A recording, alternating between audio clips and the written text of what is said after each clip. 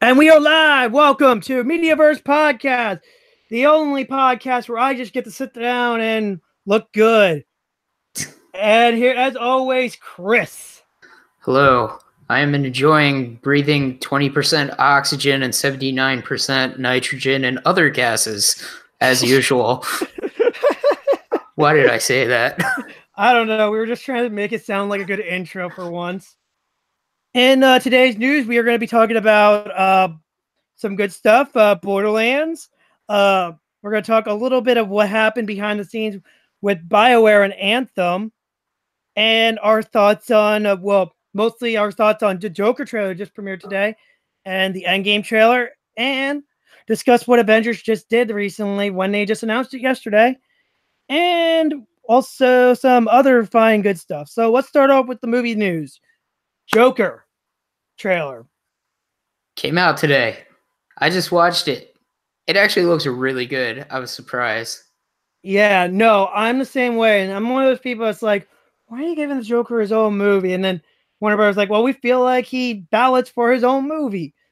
And this is me being the, okay, I'll see how this turns out.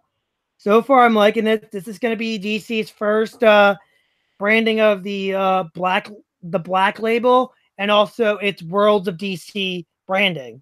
Yeah. As standalone films. The other thing about the trailer, I don't know how the movie actually goes, but it does make it seem like the Joker is more of a sympathetic character because he's getting bullied a lot. And I was like, oh man, so am I going to be excited when the Joker finally starts killing people, but then be horrified in the way he's killing people? It seems like it's emulating a little bit of Killing Joke if you look at it. Emulating, not like where he just goes and kills Barbara Gordon, but I'm talking about a little bit of his origin. Like, I love sort of. I don't know any Joker origin with like a mom that is sick. Yeah, not that.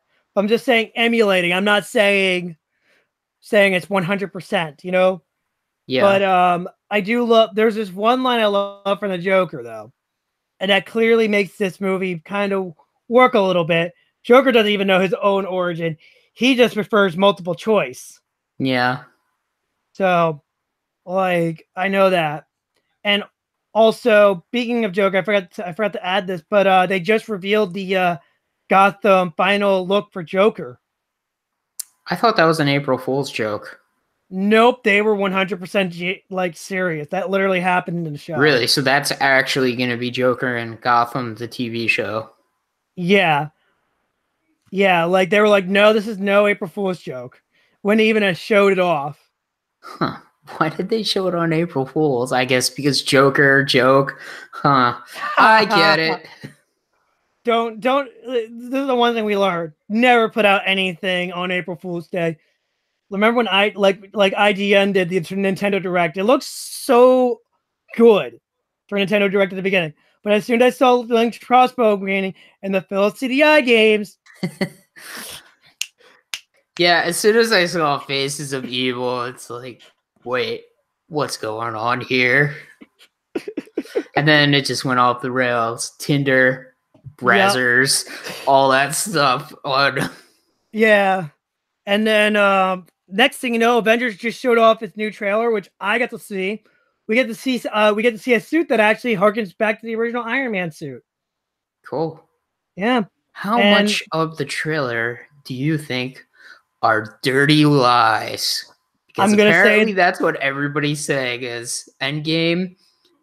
All those trailers are just lies. That's not the movie. I'm going to say this right now because I actually know this because of leaks. That scene where Tony and Cap are like giving their hands out, I'm like, that is 100%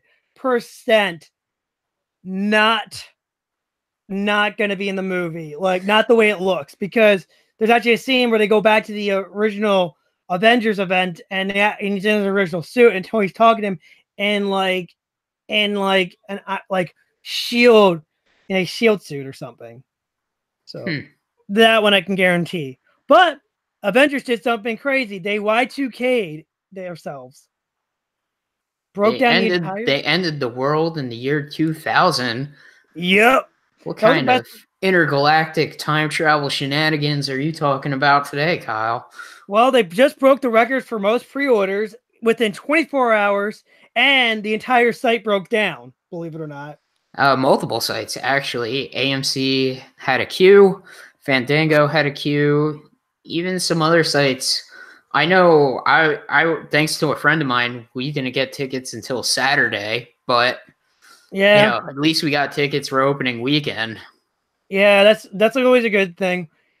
But here's one of my friends asked me, "Are you gonna do that AMC event thing? Which one? The 5 The a.m.?" 59 hours. I said the one that AMC Freel's doing for at 5 p.m. or the 59 hour or the 59 hour. Oh hell no! I'd rather just do that at home. Yeah, Like might as that well. way, at least that way I could pause the movie and stuff. Yeah, go to the bathroom. You can make some delicious pizza bagels while watching Avengers or any Marvel movie of your choice. Yep. Have you been seeing any of the fake posters for Avengers Endgame? Yes, I've been seeing a lot of the fake posters. There's one that was my absolute favorite, but for some reason I can't find it anymore. Somebody made a Korg poster, and instead of saying "Avenge the Fallen," it says "Piss off, Ghost." There's two of my favorites because they're mostly unlikely. It says "Revenge of the Fallen" and it's Harambe, and I just crack up. I'm like, why won't this thing die? Oh man. And then my favorite one is "Up That Butthole," and it shows Ant-Man. I'm just like, there's a lot of hilarious ones with that one. Like, there's one, my favorite one is like they show like Paul Rudd going Thanos' butthole, and then it shows Disney going, "Whoa, we're a family company over here." and then there's another one with Lisa going, "All of you really know that you really want that you all want Ant-Man to go up his butthole because you're all really gay. There's also two other ways you can get in there. It's through the ears and through the nose." So I was like, and I agree with that. And let's see, Taika Waititi it is attached to do the Akira movie. Yeah, this is interesting. It sounds like there's actually some movement on this. This has been being talked about ever since we were in high school. Yeah, and Leonardo is still attached to this movie. I am very surprised. And we were in high school over 10 years ago. Yeah. It's amazing how dedicated these people are to get this movie up. But this sounds cool. If Taika Waititi is making a Akira movie, I am way more interested. They're following the manga, which I've never read the manga, but I did buy the manga for somebody this year because they had a nice hard-covered set for Akira mangas, and my sister's a big fan of Akira, so I was like, here, this is for you for Christmas. But and the multiple dubs, I remember. Yeah, my sister tells me the manga is kind of completely different than the movie. So, and this is what they're gonna make the live action movie about, and they're actually gonna cast, age appropriate and ethnically appropriate characters, which, I mean, honestly, you can't have a white guy named Tetsuo. Yeah, that is true. Unless they go, listen. Hey, maybe he could half white, half Asian, but, at the same time, it's like, with a name like Tetsuo, come on, you gotta be, like, Japanese or something. Yeah, remember the Death Note movie where they changed Light Yagami to Light Turner, and I'm like, never watched it. Dude, it's like good. It does some like it does keep to like the themes of Death Note, but then goes off the rails where two things would never happen. I've seen the Japanese Death Note movies, and I thought they were okay, actually. They changed a lot of things, but they were still within the themes. Yeah. I always tell people, if you hate the Death Note one, go watch the Japanese. Well, I don't want to watch the they have them in dub. Shut up. Yeah, they're fine. Yeah, and they're done by the animated actors, too. Yeah. So is the Bleach movie, and that's kind of weird. I actually haven't watched the whole thing, but I do like the live action Bleach movie. It is kind of cool. Same here. Yeah. Same here. Apparently the guy who worked on Devil May Cry 4 was the director of that movie, apparently. Huh. Makes sense. I was like, no wonder the scenes were so incredibly insane. Yeah. let's see. Is there anything else for movie news, Chris? Well, this is not yes. movie news, but this is more Television. of TV news. Yeah, I forgot. Emily Rickards, who Yep. plays Felicity Smoke on Arrow, is leaving the show at the end of season 7. Which a lot of fans are like, why are you leaving now? Why are you leaving now? Out of all said, like, and these are the fans that don't like her because she was great in the first 2 seasons. I've always liked Felicity, actually. Yeah, I think the only season she was kind of annoying was maybe the end of season 3 and season 4. Yeah. But yeah. most of the time, really cool character. Yeah. And plus, like, I think a lot of people are just really angry because they're not getting like the Green Arrow, Black Canary thing going on like they usually do in the comic books. I get it. You want it to be like 100% accurate to the comic, but I always say this: they're emulating it. Not everything can be 100% perfect. Listen, Captain Buckles is gone. She died, but there's an alternate universe.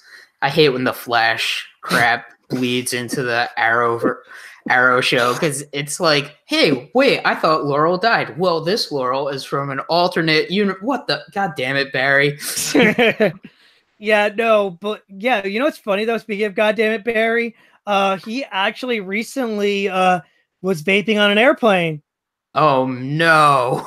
Had a yeah, it caused some problems. I was like, God damn it, Barry.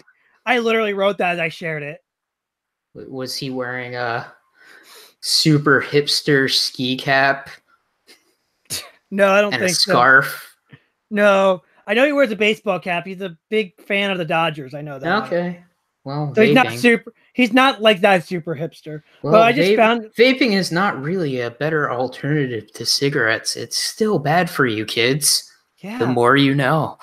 Yeah, but like right now, like it's only like the next season right now, back to Felicity, it's only 10 episodes.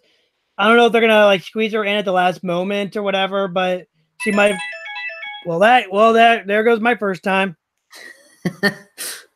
How unprofessional. It's not like that's ever happened to me ever on this podcast before. And Kyle's voice is gone.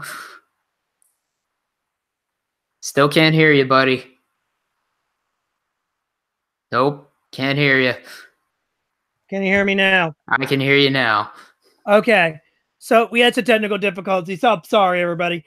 But yeah, like it's gonna be sad to see her go, not hang around until the very end. I know the guy who plays John Diggles is gonna still be around. I know that. I just wonder what season 10 is gonna season 8 with 10 episodes is actually going to be.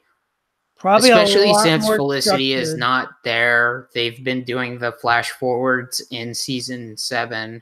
That's gonna be apparently gonna be still part of season 8. That makes sense. I mean, I like the girl that plays their daughter.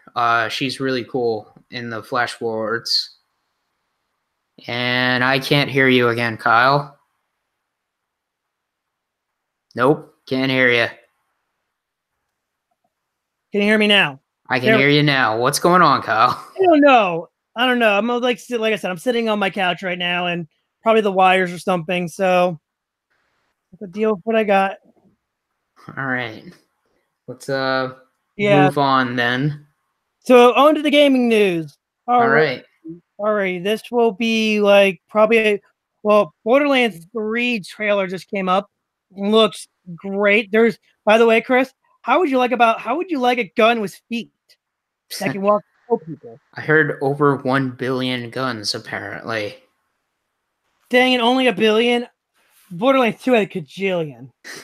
I've only played Borderlands 1. I've never played Borderlands 2, so Borderlands 2 is so great. The storytelling's a lot superior. It's a good game. I just hope this doesn't get weighed down by a bunch of microtransaction stuff. That's what I'm fearing right now too. Like right now, they already announced they got 4 different editions. I can go over them really quick. All right. We got the Borderlands Standard Edition, the Borderlands Deluxe Edition, which comes with some extra stuff digitally. Borderlands Super Deluxe Edition that comes with a steelbook case, season pass, and the stuff from the Super Deluxe. And then the Diamond Edition, which costs $250. You get a bejeweled chest, which I do have that. Actually, I have one of my bosses actually gave me a Borderlands 2 chest. Nice. So, but yeah, and I'm like, wow. I'm wondering how much the season pass costs by itself and how important the deluxe edition is. So we'll see how that is. But I am wondering how badly the microtransaction is. Apparently, from what Randy Pitchford said, he does not know how to shut his mouth. He was like, well, it's all the publisher's decisions and stuff like that. Which he also did that. This will be an epic. He's like a 6 month, and they were talking about this better not be an Epic Game exclusive. And he goes, well, a 6 month exclusive isn't that bad. Why do people have such a stick up their butt for different launchers on their computer? I think they just want everything on one launcher. That's why. But it's still on your computer. What's the big deal? I don't PC game. Just gonna throw that disclaimer out there. I don't PC game. I like my consoles because they work. Yeah. And like I understand but I don't get the loyalty to Steam. Like Steam has I think a better Steam, I can understand doesn't have a good payout for the developers because they will get 30% of the profits, and plus if you're using Unreal, they're using 12% of the profits. So they're losing 52%. And Kyle has turned off again.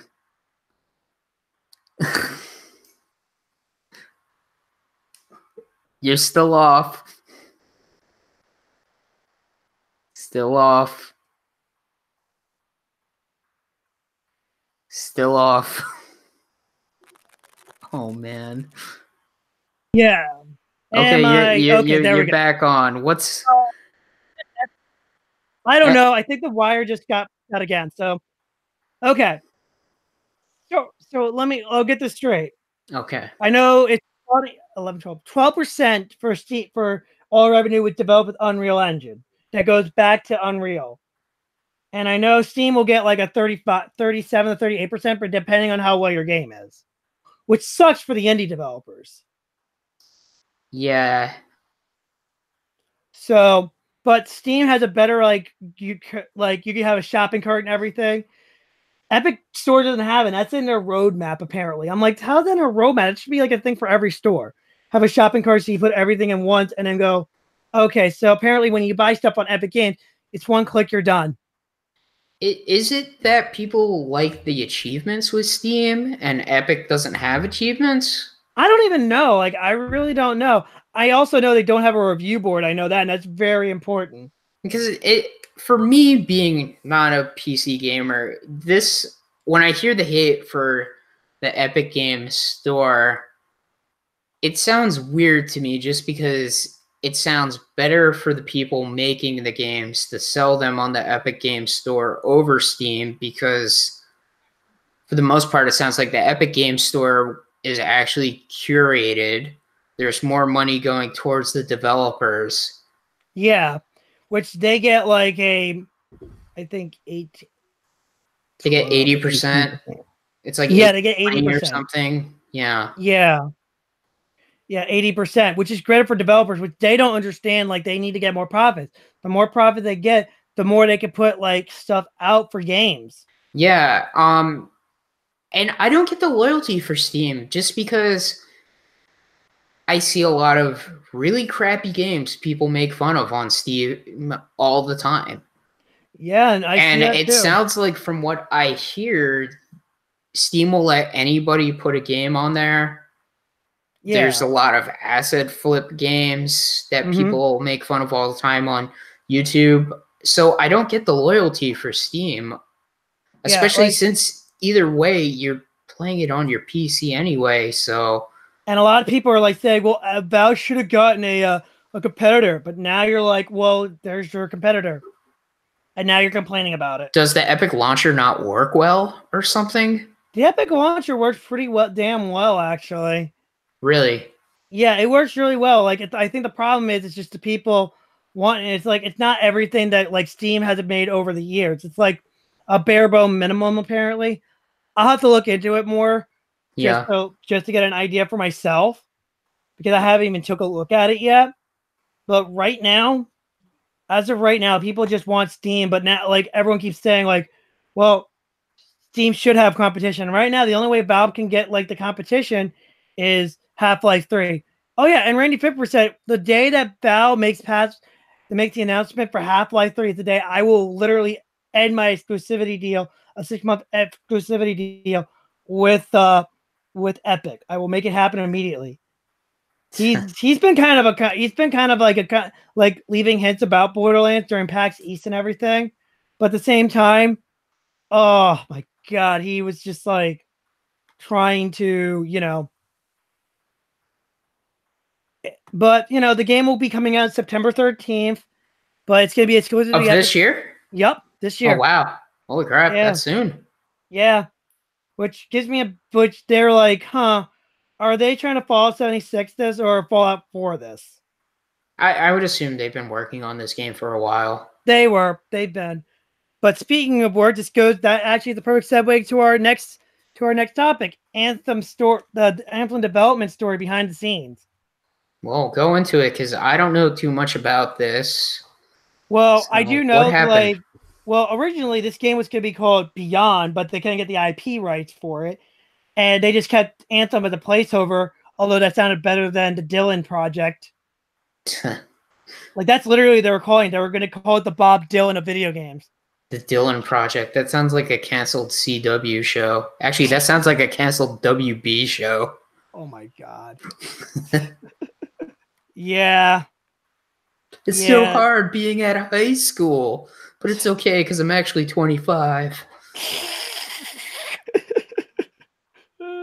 Yeah, but there was like so much stuff. Like they kind of like wasted it like to the last minute.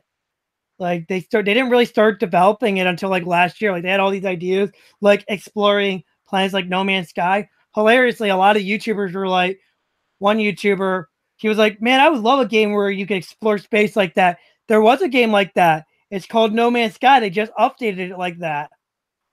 Yeah. Which I had to make like that like joke like because it was just this sounds like No Man's Sky. And apparently also like some of them actually was stressed so much it was gonna be an exploring game, but then EA came in and did Office Space and went, yeah, we need to get those microtransactions in. That would be great. And that turned it into the looter shooter. I also read something because I did look into this a little bit while we were chatting. They had a hard time dealing with the Frostbite engine, it looks like, too. Yeah, I was about to mention that. The Frostbite engine, like, it's great for first-person games, but not great for everything else. Like, apparently you would have to write some code, and sometimes it wouldn't even save the code. They made the newest FIFA game in Frostbite engine. I think so. Yeah. And apparently they wanted to use the Unreal Engine, but EA's like, no, we are not letting them take our profits. Does Star Wars Battlefront use Frostbite? Yes, and it's actually used by the people who created the Frostbite engine, DICE. Yeah, I was going to say, if you know what you're doing, it is. I mean, I don't really like Battlefront just because it's not my type of game, but that game looks beautiful. Yeah, I'm not going to deny it. And plus, I try to stay away from that game as much as possible.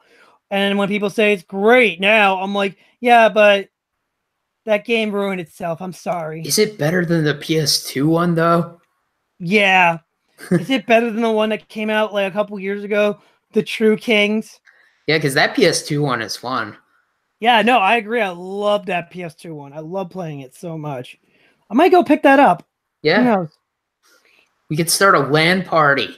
Yeah. Play Star Wars Battlefront, or Star Wars, what is it? It's just Battlefront 2. Yes, Lucas Arts Battlefront 2. Yeah. And we could have let's get a bunch of people together, start a LAN party, have one guy duct taped to the wall to the ceiling, like in those memes. Just put on like you could have like Jedi and everything. Oh god, we are getting crazy with that. But yeah, like I think here's the problem. EA needs to do this right now. They need to get a guy or at least a representative of DICE for for every studio to actually like show them what they're doing wrong with the Frostbite engine and see what they can do with it. Because the people at DICE, they made that engine. And if EA doesn't have quality control, that's the problem right now. It's the quality control they're doing. Yeah, it does look like they have an internal customer support hotline to help, or I guess developer support within the company to help their employees with Frostbite, but definitely some things take priority over this. Yeah. Yeah, and apparently another thing, the development team were very stressed. They didn't even know it would be a space exploration game or a looter shooter, and things would just flip flop all the time until like the last minute. Wow. Yeah, and then some people actually literally had to literally take a mental health vacation, literally get away from work, mandatory by a doctor. Like literally, they had mental breakdowns at work. Wow. Literally, someone actually apparently from this interview from Jason Schreier of Totaku fame, it says in his interview he would be crying in a closet. Jeez. Yeah, you guys really like, and here comes the worst thing. The next day, one of the people from BioWare literally said, "This is not true. We do not do this stuff," even though he literally was talking to them. Because he has good connections, apparently. And they're just like saying, don't trust fake news. Well, it sounds like this is going to be more of a developing story that I'm sure we'll cover more of in the future. Right now, they're on strike. They're right now on strike 2. For EA or? For BioWare. One more screw up, but I think they're going to be, I hate to say it, we won't see BioWare anymore. Although that company's been gone for a while. Most of the founding members and like all the other people are gone now. They've just moved on to their own companies or just bigger, better things, or yeah, like stuff like that. Because like I think it's because they couldn't deal with the EA anymore. Like I hate to say it, but you keep saying that BioWare is their strength is in storytelling, but you're having them play like they want to do a multiplayer game, but you're having them do something they don't want to do. Yeah. So rely on your here's my advice to EA. Rely on your developer's strengths, not their weaknesses. Don't say, well, it's monetization's right there. Don't say monetization. Make sure you make a great, strong game. Don't go monetize it. So that advice also goes same to Activision. I guess it goes for any of the and 2K. Bigger Western and Eastern developers, although the Eastern developers haven't been as bad when it comes to the monetization and $60 games. I know they have a shit ton of cell phone games though, so yeah, but but you play them for free, so they have to make money somehow. Yeah, I mean, like here's another thing. Like speaking of cell phone games, this just goes what you're saying. Elder Scrolls Blade just got released and it has like a microtransaction loot boxes out the asshole. Is this a cell phone game or? Yeah. Oh. Okay. Yeah, I forgot to add you this, but forgot to add this because I just remembered this. Sorry if it seems so sudden. This involves monetization, so we're going into this stuff really quick. But hey, Chris, how do you like microtransactions? I don't. Well, I got the next best thing. We're gonna put a mega transaction in the game. How much would you like to buy a hammer for $30? Oh my god, 30 real world dollars? Yeah. Guess which company did this? EA? Nope. Activision. Activision. Yep. They put what game did they do this for? What do you think? The one that has the most monetization ever out the butthole that makes a cell phone game look good. Most monetization out the butthole. Yep. I have a feeling it is probably Call of Duty. Yep. Call of Duty Black Ops 4.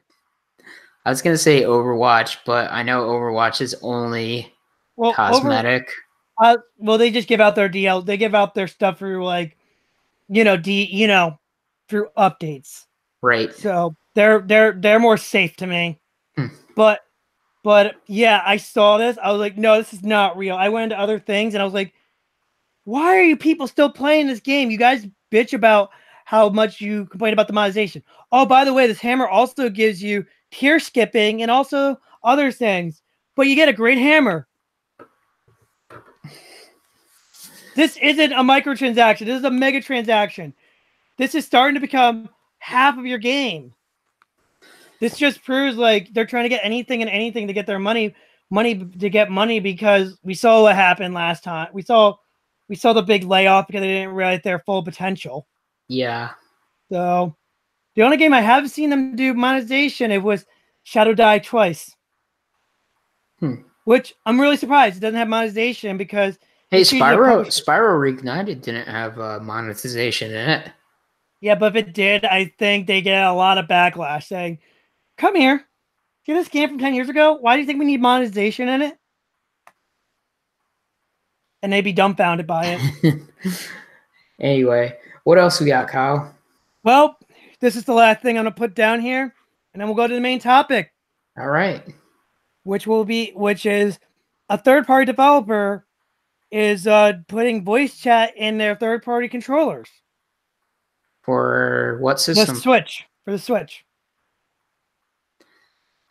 How does this work? Well, from what it looks like, you plug a headphone jack like this, and you plug it in like a normal thing. And then there's a button where it lets you, like, it's not even that bad. Like, it's right next to the stick. So you can press the button to enable the voice chat. Well, in games like, like, I'm trying to think, like Warframe and or Fortnite.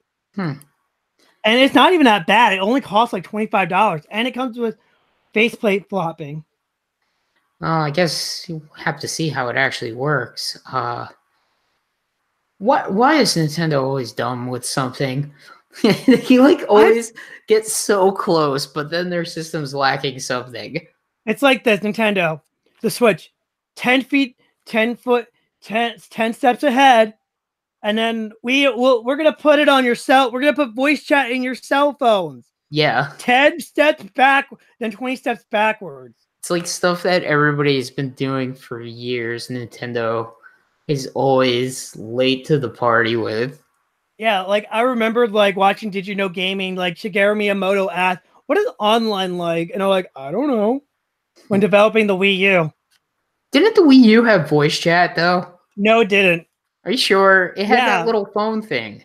Yeah, it didn't have that. But it wasn't in games? Nope, it wasn't in games either. Huh. Wow. Like it was so weird. Like, oh my god. Like one of my friends literally asked. I remember doing voice chat with Wii. Oh, you're right, I think so. Yeah, I remember playing Bayonetta 2 with my friend Mike, and we were talking to each other playing it. Oh, okay. Yeah. And Mario Kart 8. I remember doing voice chat on Mario Kart 8 as well. Yeah, you're right. I forgot about that. Yeah, Wii U had voice chat. Me and you used to play Mario Kart 8 all the time. Still love that game. Yeah. But here comes the weirdest part, though. Like, literally, like, when Nintendo asked that, I had that flashback of my friend going, oh, so what's online like? I'm like, and this is literally what I had to tell my friend. You're asking me to show you a brick wall. It's a nice brick wall, but there's really nothing there. It's the same like every other brick wall. That's the best way I can describe someone online now, because, like, it's really stupid. All right, so today's main so I guess that's it for everything. So today's main topic will be G4 and the rise and fall of G4 and Tech TV. Just talking about some of the shows and stuff and other stuff. But anyway, why don't you take us away, Kyle? Tech TV G4. Well, both of these shows were kind of ahead of their time, if you think about it. They were kind of like the pre-YouTube. They really were. Like, think about it. Like, if you want to know anything about tech, you would have to go on, like through a site to know about what's going on. Yeah. When did you first start watching Tech TV or G4? Did you watch Tech TV or was it always G4? I always watched Tech TV first, believe it or not. And that was when my parents were divorced, when they were getting divorced. So I would go to my grandmother's house and it would be on Comcast. So I started watching Tech TV and then saw Extended Play with Adam Sessler. Just only watch that and sometimes watch the screensavers. I used to watch Tech TV too a lot. I remember though, I probably came in towards the tail end of Tech TV because I came in during the middle. Yeah, I remember watching Tech TV in high school for a little bit, maybe actually even in the middle school watching Tech TV and thinking, oh, this is really cool because they had shows about video games and then they had anime on there. Not really good anime though. But they had anime, and at those times it was like, oh my god, like anime not on Cartoon Network. This is crazy. Yep, and that block was called Anime Unleashed. Yeah. I am looking this stuff up right now. Like they had like a car show called Fresh Gear. Oh, they also had Robot Wars on here. Yeah, I remember watching Robot Wars. That was cool. Call for Help. That was an interesting one. Oh wait, here's the most interesting one that probably had the like edgy because it got launched a long time along with X Play. Unscrewed with Martin Sargent. Never watched that, but I watched X Play. Like Unscrewed was kind of like, like the late night talk show of Tech TV. Yeah. Now, was Cinema Tech a Tech TV show, or was that... that was G4. That was G4. Because I remember watching G4 a ton, especially when I first started college. That's right when, like, Attack of the Show and, That's X-Play... when Screensavers got rebranded as Attack of the Show. I know that. And I was watching it crazy because they used to rebroadcast Attack of the Show and X-Play in the morning. So when I started college, I was like, oh, I'm not going to go to school in the morning. I'm going to go in the afternoon. So I would watch like Attack of the Show like it was the Today Show. Yeah. I'd watch X-Play and stuff. And they were great. And I used to watch Cinematech and Icons. It was an awesome channel. Yeah. But it always seemed weird because there was that weird changing. There was what? It was constantly changing. Yeah, here's the weird part. I really liked the way the channel was, but something kind of happened where they started losing a lot of their original shows. And this was kind of early on. This was like during the merger. Yeah. So they lost all their shows, it seemed like, except for X-Play and Attack of the Show. No, that was Screensavers back then. Yeah. Well, whatever. I don't know the names, so just bear with me. Yeah, I'm just helping you. I remember Attack of the Show and X-Play being on at night and being like their main shows. Yep. And that's when it started being weird because when it was regular G4, when it had... it still had Attack of the Show and X-Play, but then it also had like Cinematech and Icons and some other show called like Cheaters. I remember. Oh my god! One of my coworkers, speaking of Cheaters, they like, why do you hate Cheaters so much? I love this show. I went, that's the show that canceled one of the greatest video game channels, the only video game channel ever. But it's so good. I'm like, listen, when you get reruns of Cops and Cheaters, it gets. But I would love that. I'm like, no, you wouldn't. It gets annoying. Yeah.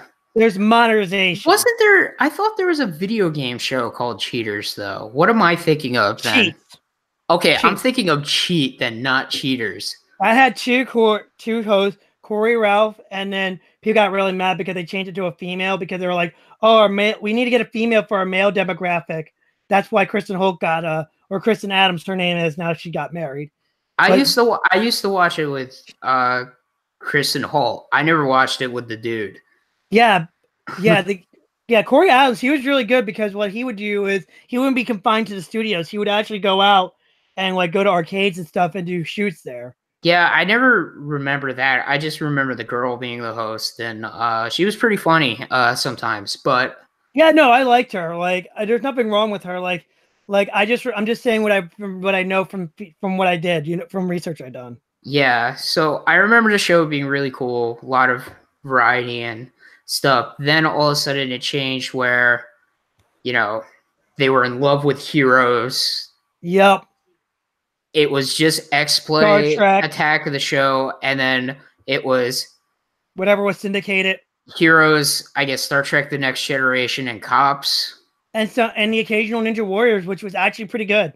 Ninja Warrior started on that channel. Yep. Not the American one, because that's for pussies. I went there. The American one's fine, Kyle. I don't like it. I don't like the whole oh well, if you didn't make it, you can still go to the next stage or whatever. Yeah, it's got the same spirit of Sasuke. You still have, like Earl. You still have like, hey, here's Tim in marketing doing this obstacle course. So it's fine. I mean, the only time I actually stayed tuned to something was when Stephen Amell was actually on there, and they were like, "Oh, you don't have to do the second round." I was like, "No, I'm doing my thing." He's like, "What do you do?" He's like, "Oh my god, he's doing the salmon ladder like he did in Arrow." And then after that, he stopped and donated so much money. It was for Red Nose Day. They kicked him out because he kept shooting people with arrows if they failed the obstacle course, and he's just like, "You failed this obstacle course constantly. You did not achieve total victory." Yeah. Yeah. There's a lot of shows like on here that I know of. Like there was Cheats game on where these two people chat would nope, not that. Well, never mind. There was Blister, which was one of the first shows that G4 did air. But actually, speaking of Blisters, you want to know what G4 did before they started their network? What's that? They did a week-long marathon of Pong. Yeah. Told me that. Yeah. I was like, that's crazy, but it made sense once I looked into it. They're like, they did that because it was the 30th anniversary of Pong. I was like, okay. I mean, it was a good way of building it up over time, and getting the shows done. They also had a show called Arena where some guy named Oates and Will Wheaton was on there. Yeah. And there was some real bad mismanagement over there. Sounds like it. So you know a lot more about that type of stuff. So what are your experiences with G4? They were really great. Like Arena was really good. Arena was really good. Filter was really good too because that was like a top 10. That was like a top 10 thing where they would count down like best top 10 mature games, top 10 Final Fantasies actually, and it was always a draw between like in every top 10 with Final Fantasy, it would be a draw between at the time Final Fantasy 7 or 2. And no, not 2, 6. 10. Really? Back in the day it was 10. Huh. But 6 was always in those top 10s though. Yeah. But yeah, and then there was Cinematech. That was good. I used to love Cinematech. I wish they would just broadcast Cinematech all the time when like instead of Cops. Oh my, but that was actually the last original show from the G4 launched era, believe it or not.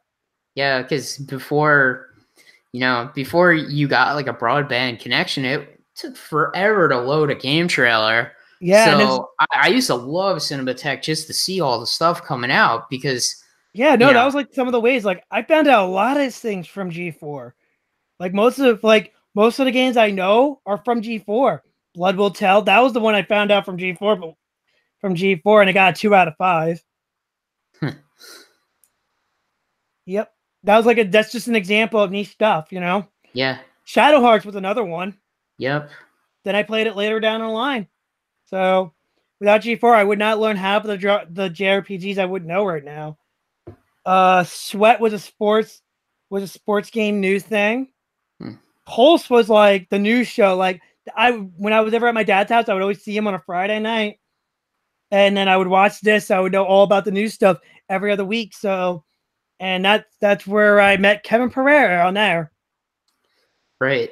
And he was also one of the replacements with Arena too.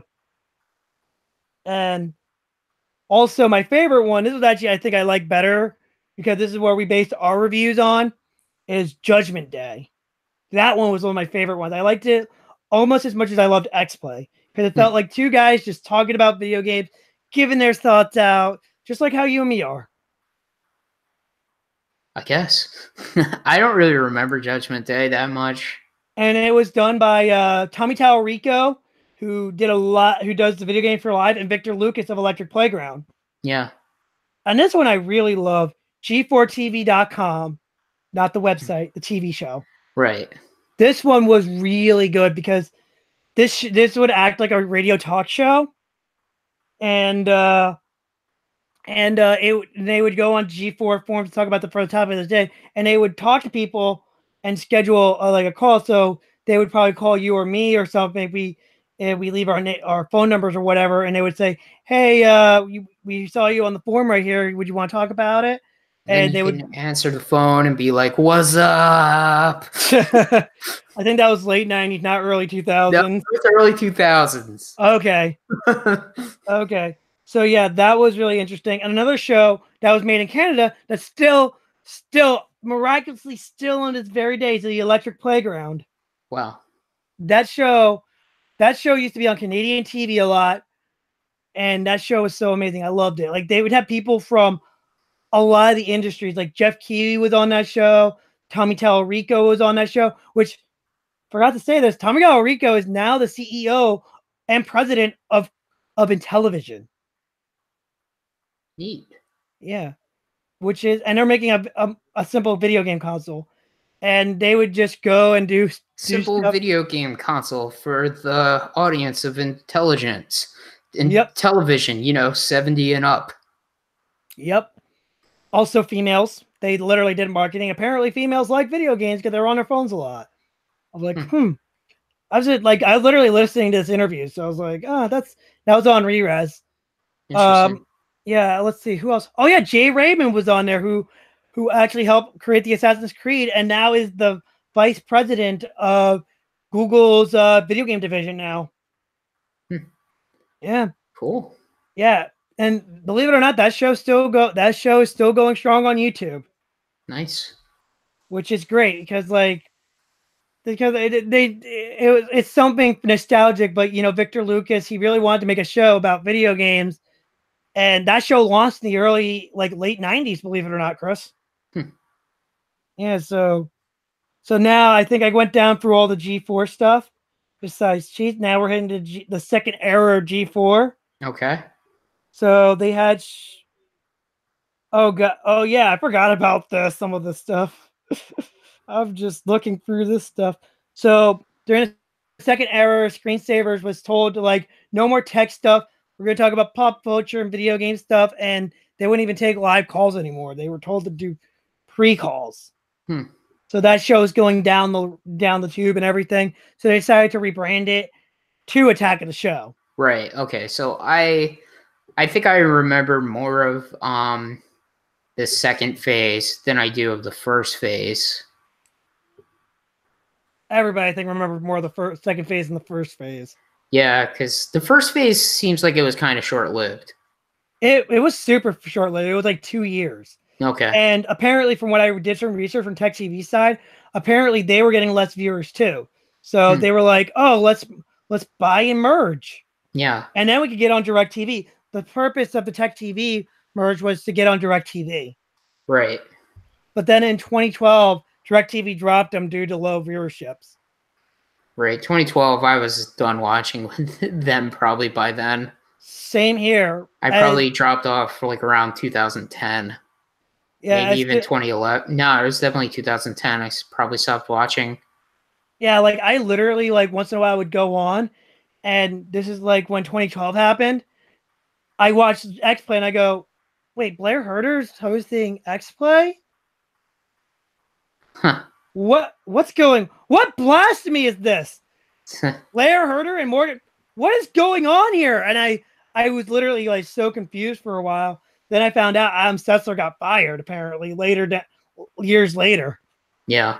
And there was actually video proof of his eventual demise where he looked back this way and saw his VP apparently. And that was his last recording too. It's crazy. Yeah. But that's when they started doing Attack of the Show, which was not bad. I'm glad they changed the Screensavers to Attack of the Show because when people thought Screensaver, they would think tech, you know what I mean? Yeah, I used to love Attack of the Show with Kevin Ferrer and Olivia Munn. Oh yeah, those two were like, those two together were like like pretty much like Ab and Morgan. They just worked together. They worked off each other. Yeah. But yeah, like that was so like I said, this was yeah. I'm saying like too much like you are. I'm working on it. Yeah, same here.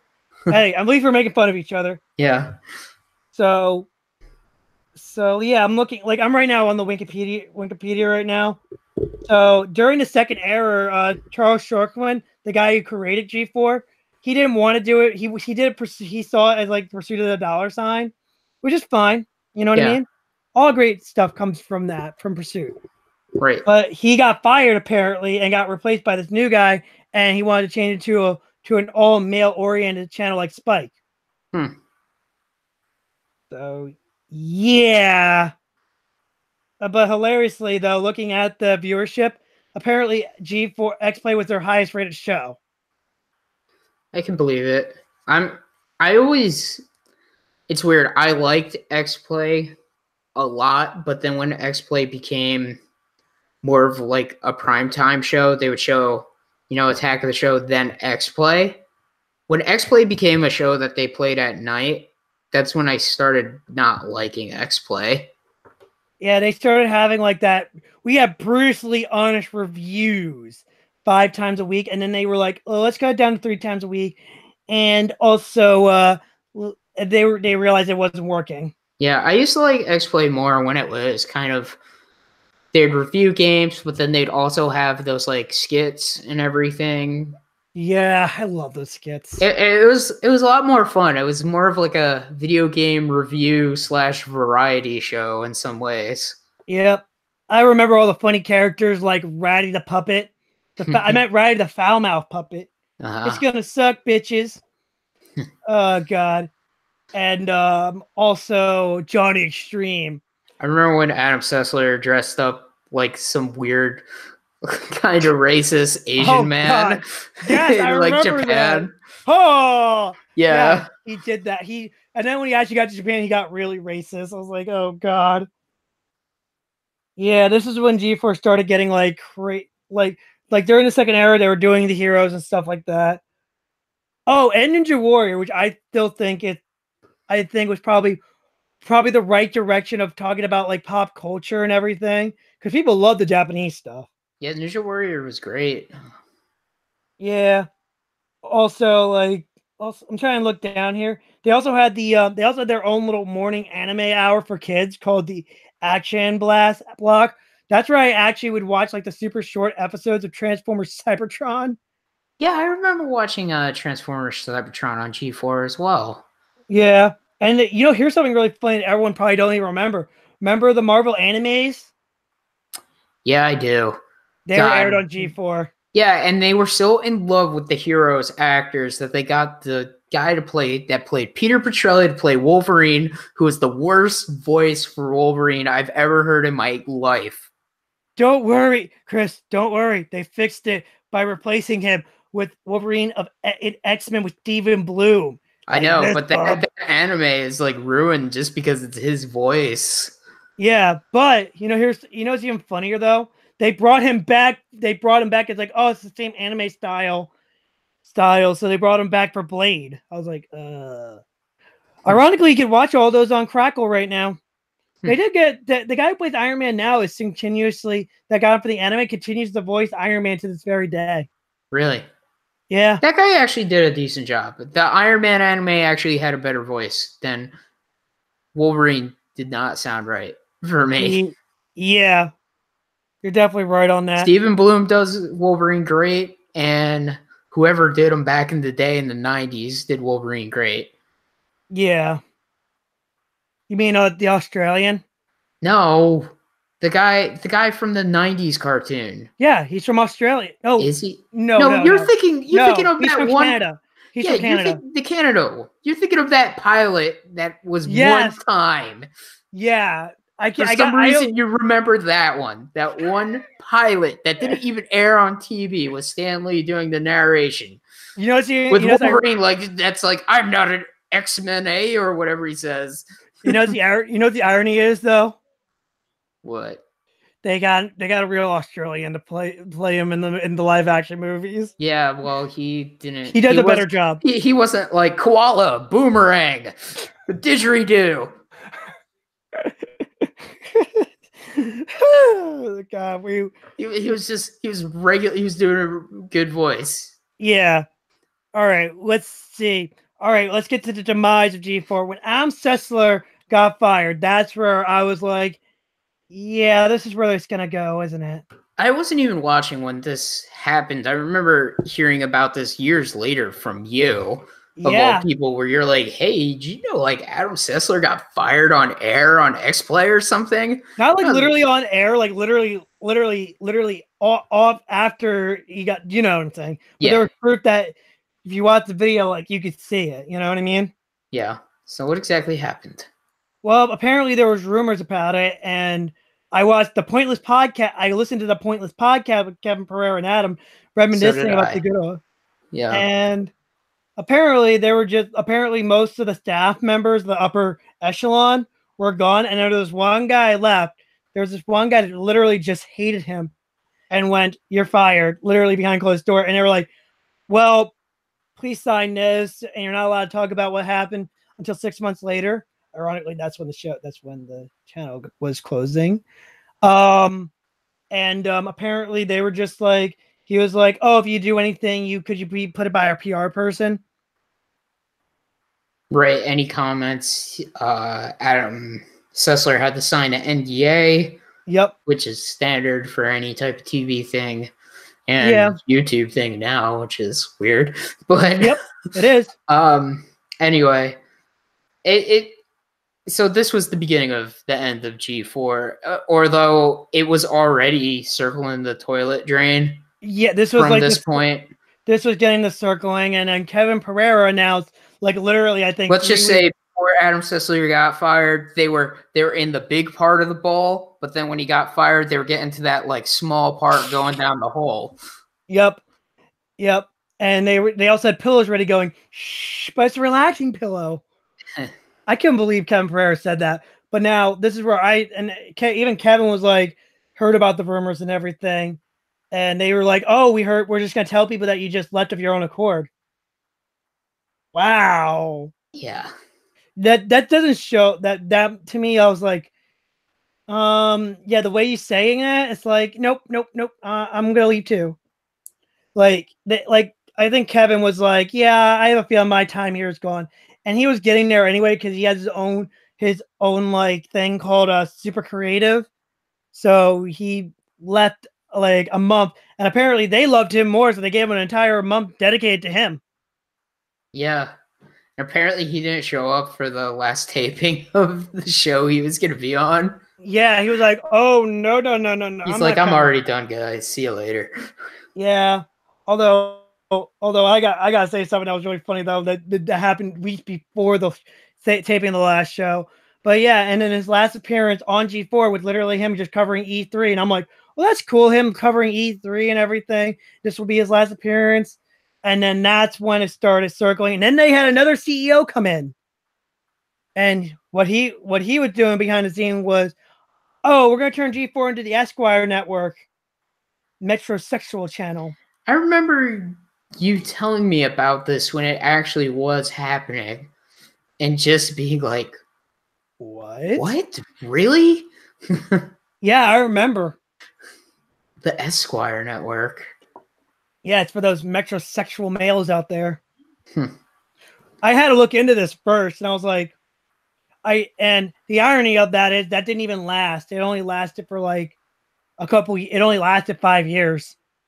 And here's the kicker, though. They canceled all the shows. They were like, well, we're canceling Attack of the Show, and we're canceling, and then we're attacking X-Play, and we're going to keep American Ninja Warriors on the Esquire network. So that's literally what was going on. And then what happened, because they didn't have DirecTV anymore, they decided to go, oh, we're going to put it on the Style network now. So they just literally killed a horse without replacing the body. So G4 pretty much totally mismanaged, probably for definitely most of his existence, it sounds like. Yeah. Yeah, it definitely did. It sounded like they were talking about like having like commercials and getting advertisers on there, and they were only being broadcast in 15 million homes. Just remember that 15 million homes. Yeah. And it's like like I put the documentary down just so if anybody does watch it, they can like watch the video themselves. And like the guy brought some great suggestions. Like, why don't EA bought like a 3-hour block of like showing off their games and everything, like that 3 hours or anything like that? I don't think at the time EA or maybe even any game company could afford that. That's Because true. you have to understand this was during the PS2 and Xbox 360 and PS3 days when this channel was relevant. And it was probably its most relevant in that transition period between the PS2 going to the PS3. Yep, you're right about that. And at the time, games were definitely gaining popularity, but they weren't mainstream like they are now. Yeah, they definitely Let's aren't. face it, in 2006, a lot of people were playing video games, but it wasn't mainstream. There wasn't, the let's like play culture. There wasn't the live streaming stuff yet. Yeah, it wasn't there yet. But still, though, like it could, like I said, there's like there's ways to make money. There's ways to make money. You know what I mean? That's all I was trying to say. G4's failure brought, G4's failure was pretty much inevitable. Yeah. And, it pretty much was the grandfather to all these YouTube video game review shows. Yeah. And, without them, it probably, the YouTube stuff wouldn't be because the YouTube stuff now, maybe not as much now, but a good majority of it was, at least a lot of the video game reviews were kind of like X-Play. They had a comedy spin to them on YouTube. Most of these video game review shows on YouTube tend to have a comedy spin to them like X-Play did. Yeah, and some, even if they got serious, like that. But anyway, before X-Play left, before X-Play went off the air, Adam Sessler didn't make it for that one either. Yeah. I think he got a phone call to appear on X-Play's final episode, but he's like, nope, don't want nothing to do with that channel. Which I don't blame him. Yeah. That's like coming back to heaven, getting reincarnated and seeing Jason Voorhees murder you again. What year did G4 actually officially stop X-Play? It was 2012, right? It was 2012. The last episode was the beginning of 2013. Okay. And I even looked it up, and their last hardware review was literally the Wii U. Wow. So they were around for the Wii U, just at the very beginning. Yup. I was like looking into stuff, and I saw they put that up. I was like, oh. And it was pretty good review. Like, it made sense. Which means that X-Play was around for... No, I guess they weren't. Because the Wii U was the newest thing. I forget, the Wii U came out right before the PlayStation 4 and PlayStation and Xbox One. It was literally before. It was literally the dawn. It was literally the beginning of the dawn of this generation. Yeah. Like, that's the best way to say it. Like, it was kind of like the perfect transition, actually, in a weird way, gaming wise. But yeah, and then also Attack of the Show. Last night I had to watch it 3 times because it was so funny. Jack Bauer of Arrow fame and Doctor Who fame, Jack Bowerman, he was one of the guest hosts for the final couple months of Attack of the Show. And he was also with Matt, the guy called Matt, who was for Gadget Porn, and he was doing this hilarious thing where he would keep drawing ball. Like, he would say, you see these prices right here? You want a new TV? Right here. Draws 2 little circles right next to each other, and then draws a penis on live television. They're like, yeah, we know we're gonna get fired. We only have us for like 3 more weeks. What are you gonna do? Fire us? Like, pretty much was like mocking G4 in a weird way. And he kept on writing balls. I'm not kidding. Keeps drawing them over and over again. Like I sent you that video and you need to watch. It's amazing. And Chris Hardwick of the Nerdist comes out of nowhere, grabs the Jack Bauer from behind, steals his keys to his car.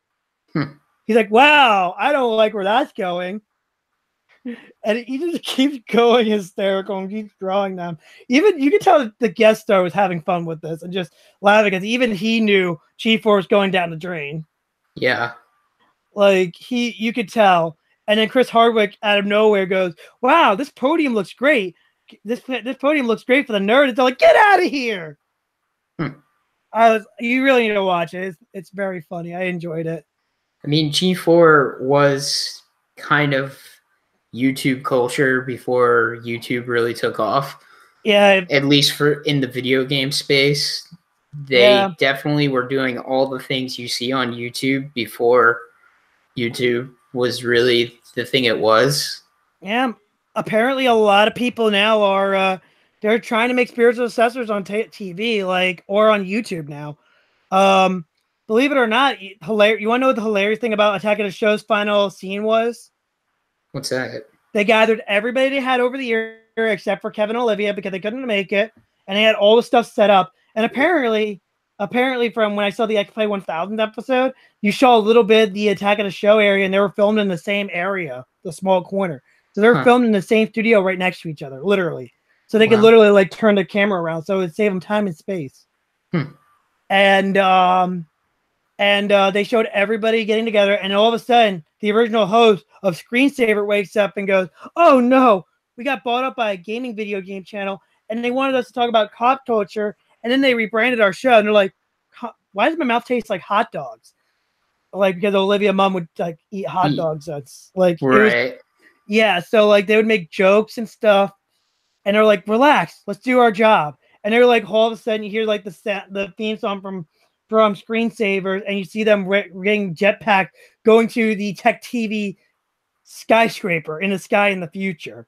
I was like, wow, that's a way of going full circle. And it says, to all of our people that loved us, haters and stuff, it's been one hell of 70 years. Talk to you later. But, the guys from the Screensavers, they did a show 2 years ago, and for 2 years did this thing called the New Screensavers, which pretty much the sequel to Screensavers. Right. So it wasn't a bad show. It's a great way of doing it, but they didn't want to do it. He didn't want to do it anymore, and they had a rotating guest. X-Play, pretty much what they did for their final episode, they said, "Here, let us show you how you can make a review just like us." And they said, "Put the game on easy mode. It will make you look a lot more badass. It will make people want to buy the game more." So there was a lot of cool things they were doing. And one more thing I want to put up just for shits and giggles. One of the greatest G4 originals that was made after the merger was Code Monkeys. I never watched it, but you loved it. Oh, trust me, there were so many hilarious things. Like the racist cowboy going, "I love me money. Okay? I bought you for slavery." Remember seeing the commercials for Code Monkeys and being like, this looks so dumb. I think you would love it. If you love Adult Swim, I think you would love it. Yeah. Well, I guess that's it for G4. I guess. But we'll get through. I guess we'll end the podcast after we finished. What have you been playing? What have you been watching, Chris? Well, I've been watching All Caps Ultraman, and pretty cool so far. I'll probably finish it sometime this weekend, maybe if I have time. Oh, wait, no, I won't finish it this weekend because WrestleMania. So, never mind. But haven't been playing much games, but I've been playing Jump Force, and I think Jump Force is really cool at times, but then there are other times where I think it's so frustrating. It's hard to explain because it seems like it's a fighting game, but then it also is an RPG. And sometimes the computer characters will just annihilate you. And you won't know why they annihilated you because you're like, okay, I'm the right level. But they'll just spam special moves like crazy. I don't know. I have to play more of it, but I can see why the game got bad reviews just because there are times where the game seems awesome, and then there are times where the game absolutely sucks. But I got to play more of it, but so far, a little disappointed in it. What have you been watching? What have you been playing, Kyle? Well, I watched Ultraman. Nice. And I actually watched this last night because I was like, just do some I've been doing a lot of G4 reviews. So I watched this called Nintendo. I watched a documentary called Nintendo Quest. Ooh, cool. Yeah, you would this is actually really interesting. So this guy from Canada does the craziest challenge, and he wants to do it. And you need to watch it. It's on. He wants to beat every Nintendo game while eating bees. No. He wants to sucker punch everybody in the face while eating bees. No. Okay. No. What happens is this guy has like a childhood for Nintendo. He's a big geek like you and me. So he's from London, Canada. I did not know that Canada had a London. Canada also has a New Brunswick. Oh God. Yeah. Does that mean Canada's in New Jersey? No. But anyway, what he does, he wants to fulfill this dream, and his friend, who also directs it, edits, and wrote it, actually challenge him and says, "You have 30 days to get every Nintendo game within 30 days." But there's a stipulation. He has to go in person he has to go to stores and go in person and buy those. Like every Nintendo game? Yup. Every Nintendo NES game. Even unlicensed games? Most of the licensed games. Okay. But even the super expensive games. Really? Like stadium events? Yes, it's actually in it. Wow. Yeah, and he goes on this maddening quest. He goes from Canada he goes down to the United States. It was really good. Like, I watched it. It was really good. It was because I did all these G4 documentaries that I actually found this, and I was like, oh, I'll watch this. Nice. And he cannot do an internet purchase at all. And he has to do it within 30 days. Sounds cool. And he also talks about his life too, like outside of it, what video games meant to him. Like, I would recommend it. And then let's see what I've been playing. I've been playing a little bit Tales of Vesperia again. Ooh. Yep, that game is still good to this very day. Very cool. And I finally decided to purchase Shadow of the Tomb Raider. Nice. Yeah, that's one of those games I take my time with because it's just a fun game to play. So yeah, cool. but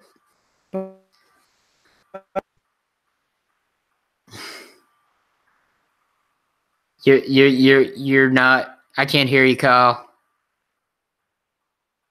Can't hear you. Okay, I'm gonna just end the podcast. We've been the Mediaverse podcast. We record every Wednesday at 8 p.m. Eastern Standard Time. If you've liked what you saw, please leave a comment. If you don't like what you saw, leave a comment. Until next time, have a good night.